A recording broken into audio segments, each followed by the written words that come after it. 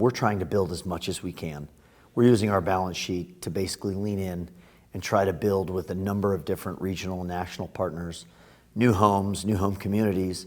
We currently have about 3,000 homes being constructed in one way, shape, or form, and somewhere in that process.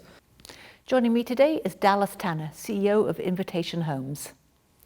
So Dallas, how would you describe the macro operating environment for Invitation Homes today, and how are you positioned to react? Well, the fundamentals around housing are really favorable for companies like ours, whereas we don't have enough needed housing supply in the U.S. today, given the amount of demand that we're seeing real time. Our business today sits about 97.5% occupied. We're seeing a customer that continues to stay longer and longer with our business. And because of the dislocation between where home prices are, mortgage rates sit, and the availability of housing for lease, it's much more favorable to lease a home today than it would be to own.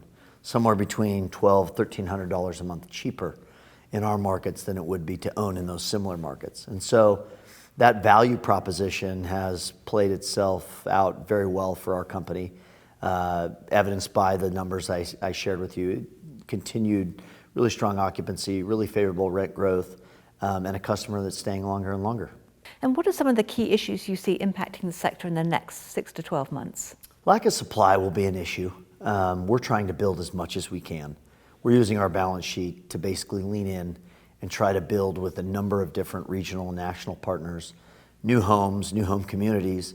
We currently have about 3,000 homes being constructed in one way, shape, or form, and somewhere in that process.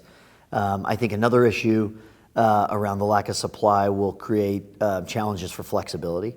So if you have a lease or you own a home today, you're in a great spot. If you are looking for a home or looking for a lease today, there's less to choose from.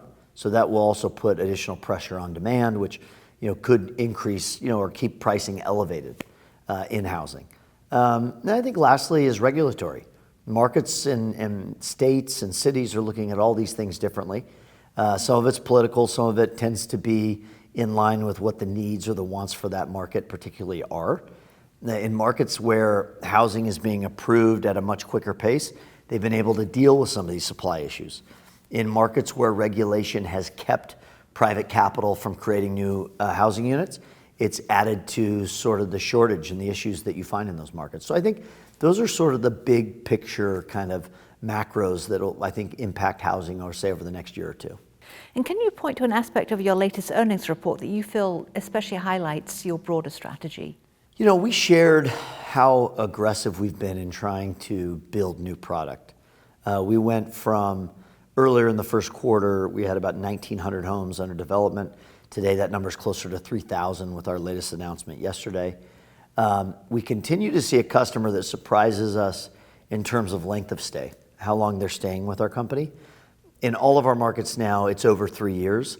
In our West Coast markets, where we started our company 10 plus years ago, it's pushing 4 years and even beyond in markets like California. So that resiliency, the stickiness of our customer, is allowing us to think about other parts of someone's personal ecosystem in terms of how can we drive costs down in other categories. And we're doing that with things like bundled internet, smart home technology, pest control, where if we use our collective purchasing power, we should be able to drive down those costs for other people. And one last question, are your residents sort of all different ages? Are you seeing any particular trends there? No major shifts. I mean, our customer for the last decade has been about 39 years old, and today has a household income, typically 2 earners in that home, of about $140,000 plus.